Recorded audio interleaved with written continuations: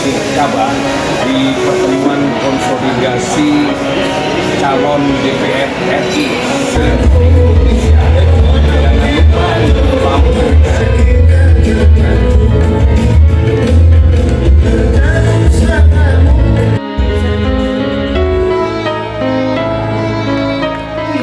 Bapak Ibu sudah tahu lagunya.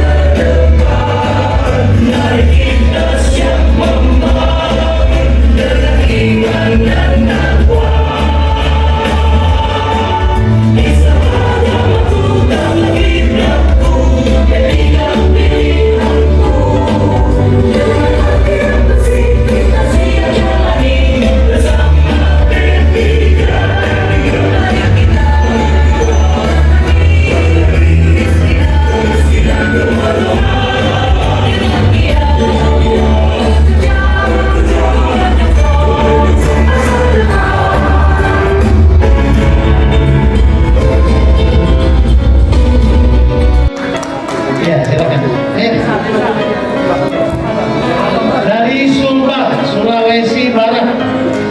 Alhamdulillah, saya semakin banyak pendamping.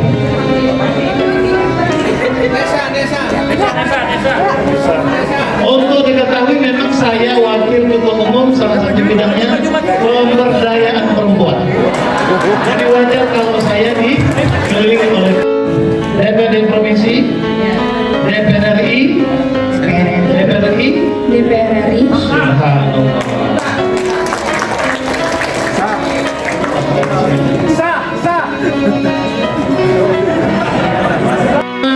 Bismillahirrahmanirrahim.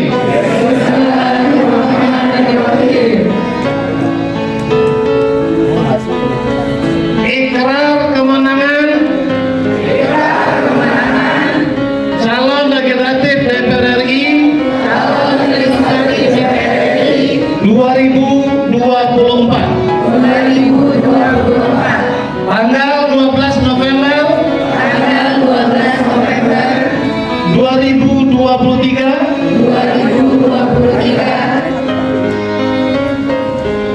Di Jakarta, bahwa sebagai calon anggota DPR RI, bahwa sebagai calon anggota DPR RI Partai Persatuan Pembangunan, Partai Persatuan Pembangunan dengan ini kami menyatakan sebagai berikut.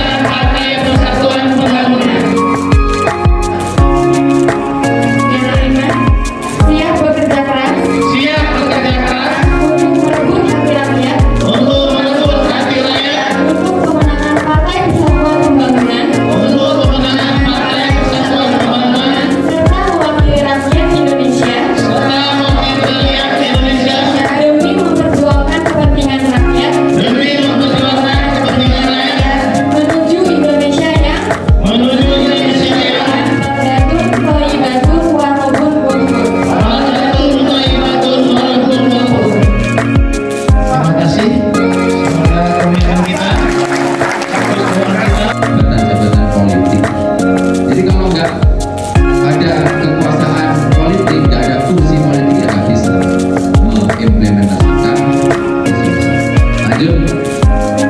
Lingkungan, merusak pemandangan, tapi tingkat efektivitasnya itu di bawah 7%. Betul Pak, itu ada datanya. Yang lebih efektif ternyata adalah penandaan dari anggota kawal pemilik itu kali.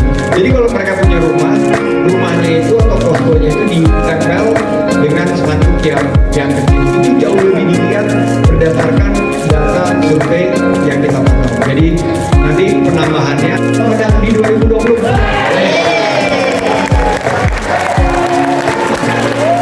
Gila itu, ucap bapaknya nggak bisa.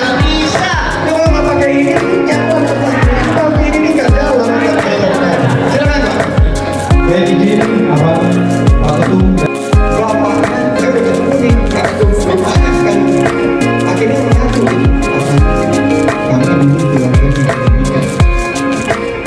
Tapi 2 minggu lalu kami Tapi kalau kita berikan kampanye yang sesuai dengan mereka yang diinginkan, mereka akhirnya terpanggil dan masuk. Dan warna hijau tadi disampaikan oleh Pak Sisdam, ini sangat tepat karena ini adalah warna ekonomi kita ke depan, dan ini kaderullah warna partai kita.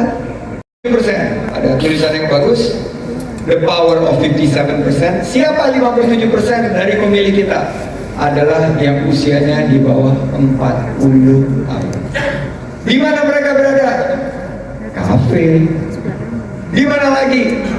Dekat-dekat tempat mereka berkegiatan. Disitulah tempat sasaran kita melakukan kampanye. Kalau kita mesti tarik mereka ke hotel, ya susah, karena jauh. Tapi kalau kita buat acaranya di tempat mereka yang bisa kita sewa, nggak usah mewah-mewah. Tapi kita buat seperti ini, ada kegiatan 1-1,5 jam, kita lakukan bazar sembako. Salah satu tempat juga yang paling ramai apa? Kalau 1 minggu saat kampanye, tempat ibu-ibu senam. Itu pasti rame, nggak usah dimobilisasi. Atau tempat-tempat ibu-ibu pengajian, nggak perlu dimobilisasi, pasti datang. Tempat maulid, pasti datang. Nah ini adalah strategi kampanye yang sangat tepat manfaat. Tepat sasaran, fokus kepada demo. Sholli ala Nabi. Oh ya, sangat penting sekali kita juga harus menyampaikan secara 3T. Apa 3T? Tepat sasaran, tepat manfaat, dan tepat waktu. Kampanye harus tepat waktu karena Bapak Ibu sekalian akan berhadapan dengan Bawaslu. Pengalaman semua di sini, tapi kita sekarang harus bersiap-siap untuk betul-betul memberikan manfaat yang tepat. Apa manfaat yang tepat? Mengenai kerja mudah. Siapa yang menciptakan lapangan kerja? Usaha besar atau usaha kecil?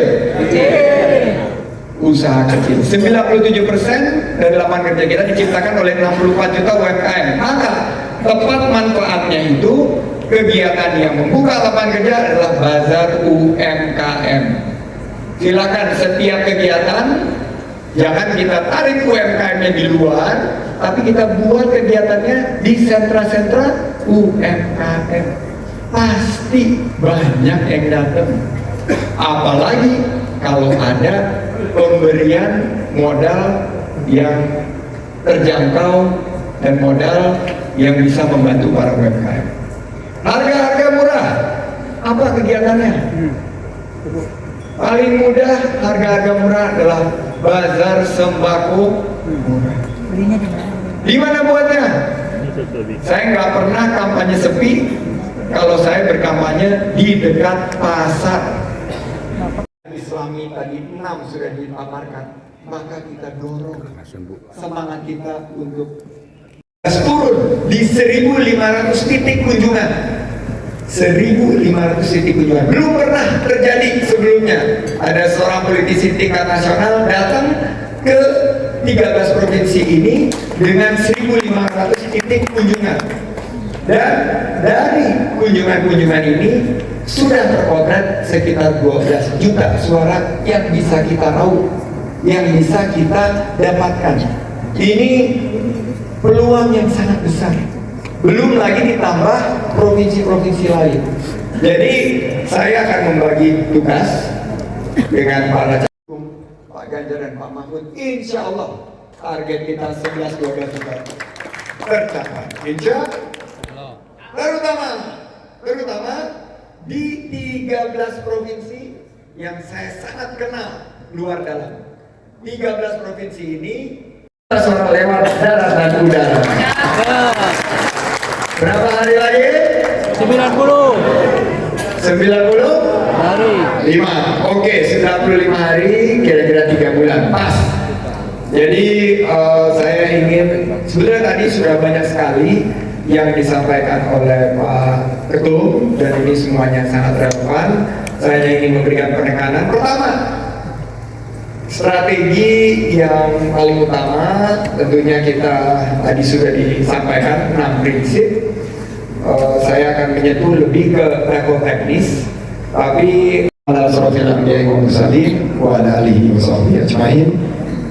Profesor Ali Sadri, Wajasiri Amri, Kuala Petami Lisani, Afkali, Amatan.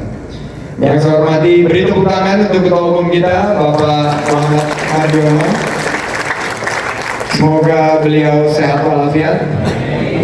Agak flu tampaknya, kita berharap Pak Ketum bisa segera pulih dan semangat karena kita hanya punya kurang dari 100 hari lagi untuk menjemput tanggal 14 Februari. Kita doakan Ketum sehat walafiat. Amin. Ketua Majelis Syariah Pak Kiai. Kalau Bapak Ibu tutup mata, itulah penglihatan saya gelap. Itu 13 tahun lalu. Tapi saya terakhir normal.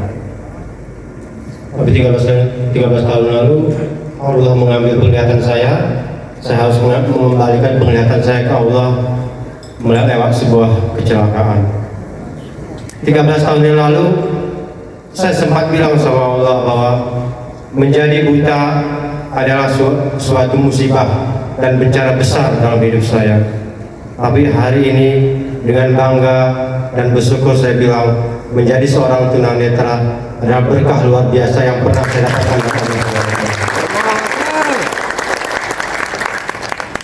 Kenapa?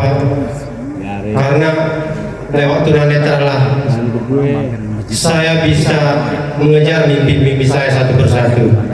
Lewat tunanetra lah saya bisa membahagiakan keluarga saya. Dan hal yang tak saya impikan sebelum adalah justru ketika menjadi seorang tunanetra saya bisa mengharumkan negara-negara tercinta saya di forum internasional. Sehingga Bapak Ibu tahu tidak, di Indonesia itu ada sekitar 22 juta penyandang disabilitas, tunanetra, tunarungu, tunadaksa, dan disabilitas lain. Dan mayoritas dari mereka masih terdiskriminasi untuk mendapatkan pendidikan yang lain, pekerjaan yang layak, akses dan lain-lain. Itulah alasan saya ingin memperjuangkan mereka lewat partai. Dan saya pernah bermimpi beberapa kali itu Ka'bah yang mimpi saya. Dan entah mengapa sebelum saya join dengan B3 saya senang pakai baju warna hijau. Saya nggak tahu kenapa.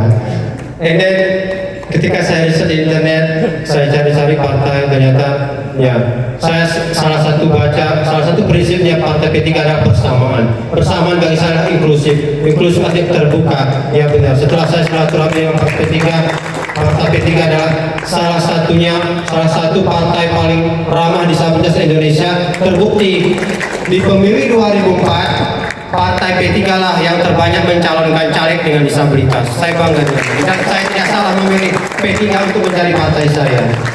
Saya berharap saya bisa memperjuangkan 22 juta penyandang disabilitas Indonesia lewat Partai Persatuan Pembangunan Indonesia. Dan terima kasih buat Pak Ketum, Pak Sekjen, Ibu Ermalina yang sudah menyambut saya dan menerima saya. Dan Bapak?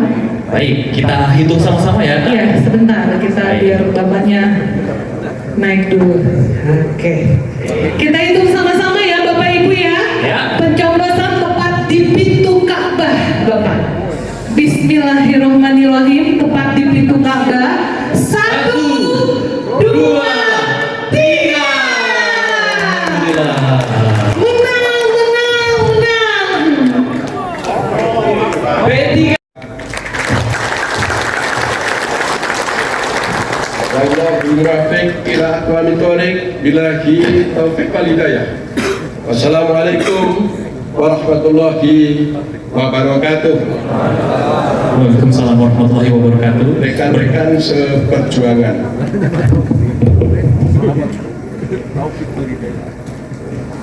Mohon tetap di tempat Bapak, dilanjutkan dengan simulasi pencoblosan spesimen surat suara pemilihan umum.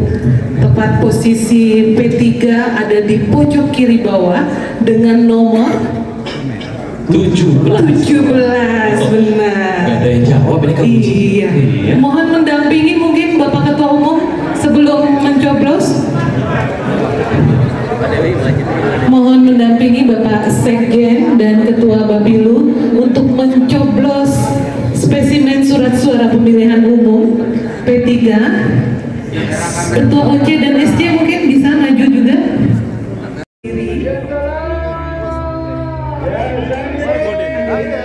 Tetap berdiri.